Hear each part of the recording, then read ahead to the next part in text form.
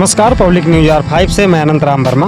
Police हिरासत में mafia Atiq और उसके भाई अशरफ की हत्या का मामला अभी ठंडा भी नहीं पड़ा था कि कल दोपहर बाद मुख्तार अंसारी का बेहद करीबी शूटर व कुख्यात अपराधी संजीव महेश्वरी उर्फ जीवा की हत्या कर दी गई। वकील के लिबास में आए हमलावर ने लखनऊ के SC/ST कोर्ट रूम में ही रिवॉल्वर से अंधाधुंध 6 राउंड फायरिंग कर जीवा को मौत की नींद सुला दिया। हालांकि हत्यारे को घटनास्थल पर ही पकड़ लिया गया और वकीलों ने हत्यारे की जमकर धुनाई भी कर दी। वकील कोर्ट रूम में गोली चलने, बच्ची को गोली लगने व जज और वकीलों की सुरक्षा को लेकर खासे आक्रोशित थे। इस गोलीबारी में 1.5 वर्षीय बच्चे के साथ साथ एक पुलिसकर्मी भी घायल हो गया था, जिनका इलाज ट्रामा सेंटर में चल रहा है। घायलों का हाल चाल जानने के लिए आज CM योगी भी ट्रामा सेंटर पहुंचे।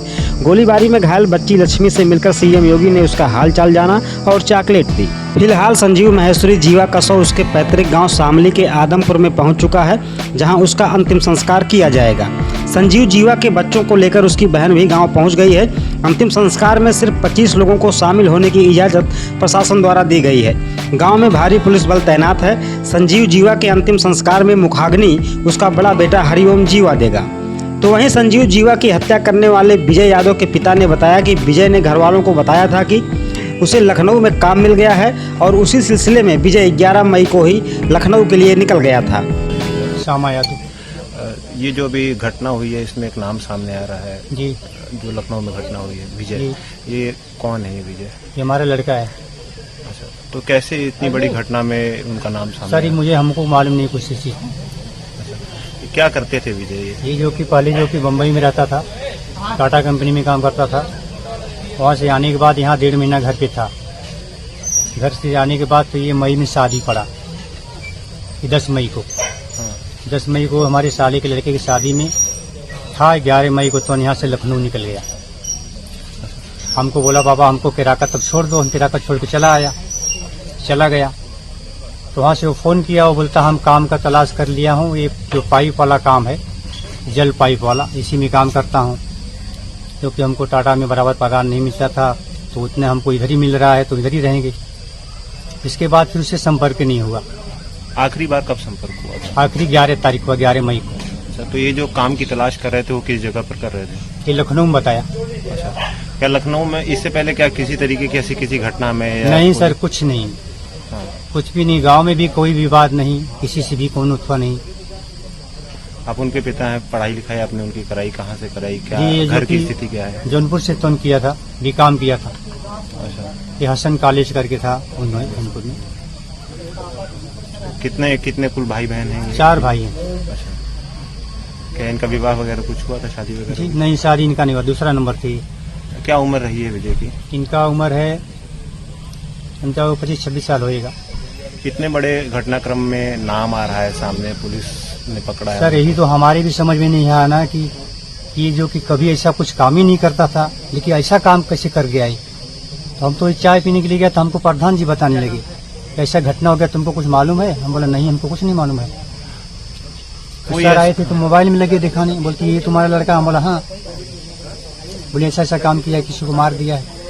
आखिरी बार आपकी बात कब हुई थी इनसे? जी, आखिरी बार फोन कब आया था इनके? बात सर तो कभी हुआ ही नहीं, वही 11 तारीख को लास्ट मुलाकात है। आइए जानते हैं कुख्यात अपराधी संजीव उर्फ जीवा के आपराधिक इतिहास के बारे में, साथ ही हत्यारे विजय यादव के बारे में भी। मुजफ्फरनगर का रहने वाला संजीव उर्फ जीवा ने वर्ष 1991 में मुजफ्फरनगर में ही पहला अपराध किया था, जिसमें उसके खिलाफ कोतवाली नगर में मारपीट का मामला दर्ज किया गया था।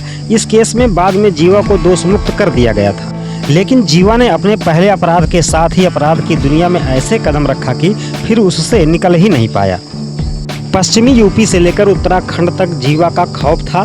संजीव उर्फ जीवा कितना कुख्यात था, इसका अंदाजा इसी बात से लगाया जा सकता है कि हाल ही में शासन द्वारा जारी 66 चिन्हित माफियाओं की सूची में जीवा 15वें स्थान पर था। अपने शुरुआती दिनों में जीवा एक दवाखाने पर कंपाउंडर का काम किया करता था। अपनी इसी नौकरी के दौरान ही संजीव उर्फ जीवा ने दवाखाने के संचालक को ही अगवा कर लिया था। इस घटना के बाद उसने 90 के दशक में कोलकाता के एक कारोबारी के बेटे का अपहरण कर 2 करोड़ की फिरौती भी मांगी थी। कुछ दिनों तक जीवा ने हरिद्वार के नाजिम गैंग के साथ भी काम किया था।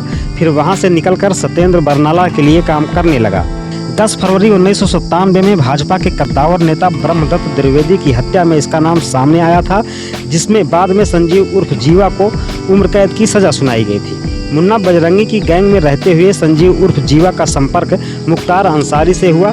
कहा जाता है कि मुख्तार को अत्याधुनिक हथियारों का शौक था, जिसे संजीव उर्फ जीवा बड़ी आसानी से उपलब्ध करवा दिया करता था, जिस कारण जीवा मुख्तार का खास आदमी बन गया था। वर्ष 2005 में हुए कृष्णानंद राय हत्याकांड में भी जीवा और मुख्तार दोनों का नाम सामने आया था, लेकिन कोर्ट ने दोनों को इस हत्याकांड में बरी कर दिया था। पुलिस रिकॉर्ड के अनुसार संजीव महेश्वरी उर्फ जीवा पर 22 से ज्यादा मुकदमे दर्ज हुए थे, जिनमें से 17 मामलों में ये बरी हो चुका था।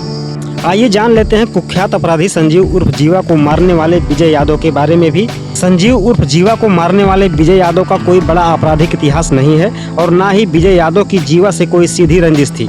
ऐसे में सवाल उठता है कि जीवा को मारने में विजय यादव किसी का मोहरा तो नहीं है। जौनपुर का रहने वाला विजय यादव का असली नाम आनंद यादव है।